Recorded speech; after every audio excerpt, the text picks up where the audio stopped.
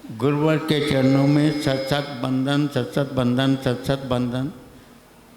आचार्य संघ में सभी माताओं, दीदियों, साधुओं को, ब्रह्मचारियों को, सबको मेरा यथा योग बंदन, नमोस्तु वंदामि।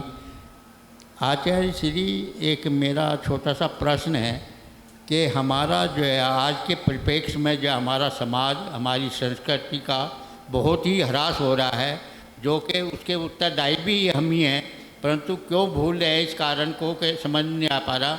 आप हमें ऐसा निर्देश दें, समाज को ऐसा निर्देश दें कि ताकि हम अपने भविष्य के लिए अपनी संस्कृति को, अपने धर्म को और अपने जो तीर्थ हैं उनको बचा पाएँ। अगर तीर्थ ही नहीं होंगे तो हमारा धर्म का, आप ये सभी लोग समझ लें, इसे हंसी मजाक में मत लें कि कुछ न कुछ 20-30 साल के बाद जैन धर्म का लेने वाला भी कोई नहीं बचेगा, जो आज की ये परिस्थिति आपके लोगों के सामने है। तो आचार्य श्री ऐसा मार्गदर्शन दें जिससे कि हम इस कार्य को आगे कर सकें।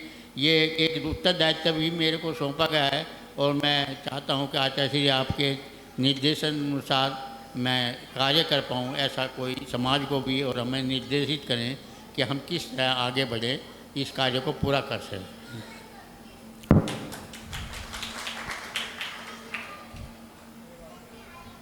सर्वप्रथम भारतवर्षीय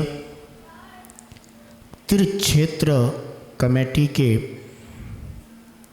नवनिर्वाचित अध्यक्ष जम्बू प्रसाद जी के लिए मेरे बहुत बहुत मंगल शुभाशीष। बात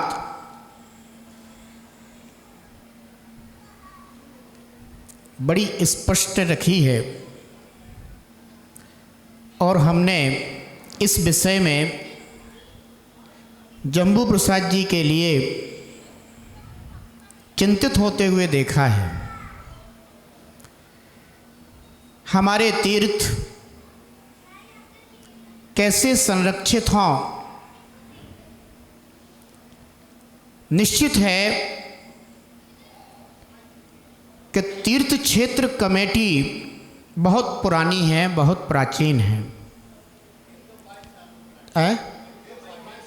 122 वर्ष हो गए हैं। हमने 122 वर्षों में अपने तीर्थों के विषय में क्या क्या परेशानियां हैं वो समाज तक कितनी पहुंचा पाई हैं। घर होता है, परिवार होता है, अगर घर परिवार में कोई समस्या आती है तो प्रत्येक सदस्य को बताई जाती है। मैं एक बात कहूँगा कि यदि समाज को जागरूक करना है तो सबसे पहले हमें अपने तीर्थों की क्या क्या परेशानियां हैं, क्या क्या परिस्थितियां हैं, उससे सकल भारतवर्षीय समाज को अवगत कराना पड़ेगा। अब अवगत कराने के लिए हम क्या करें? निश्चित प्रत्येक प्रदेश स्तर पर, जिला स्तर पर, टाउन, ग्राम, प्रत्येक स्तर पर एक एक संयोजक प्रत्येक समाज से होना चाहिए। अगर ग्राम से लेकर कस्बे तक, नगर तक, महानगर तक, जिला और अपने जो भी प्रदेश और फिर सारे देश का एक ऐसा संगठन, मजबूत संगठन खड़ा होना चाहिए कि एक आवाज हमारी जब एक भारत वर्षीय तीर्थ क्षेत्र कमेटी की उठे तो वो सारी आवाज पूरे भारत में फैल जाए। जब तक हम अपना तंत्र यानी सिस्टम खड़ा नहीं करेंगे तब तक हम कितना भी प्रयास करते रहें। ये भी बात मैं कहूँगा कि जैन समाज अपने चाहे चेतन तीर्थ हो चाहे अचेतन तीर्थ हो उनके प्रति सोता चला जा रहा है। लेकिन कोई बात नहीं है, सोते को ही जगाना है। जो जागे हुए हैं उनको तो केवल कार्य में लगाना है। इसलिए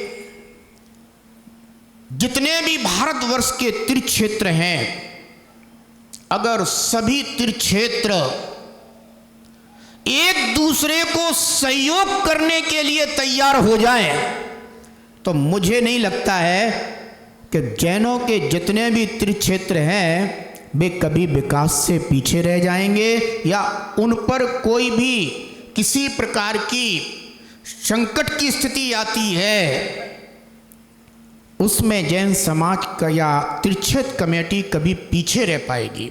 होता ये है, हमारा तीर्थ क्षेत्र सिर्फ हम तक ही सीमित है। बगल में ही एक और अगर पर क्षेत्र हो, मंदिर हो, उसको भी कोई देखने के लिए तैयार नहीं है। जब ऐसी स्थितियां परिस्थितियां रहेंगी तो कभी हम तीर्थों के विकास में अपना योगदान नहीं दे सकते। मैं यही कहूँगा कि तीर्थ क्षेत्र कमेटी को अगर मजबूत बनना है तो उन्हें अपना यह सिस्टम फैलाना होगा। और अगर आपका ये सिस्टम फैल गया तो आप पक्का मानिए आप जहाँ हैं वहीं से मजबूत हो जाएंगे।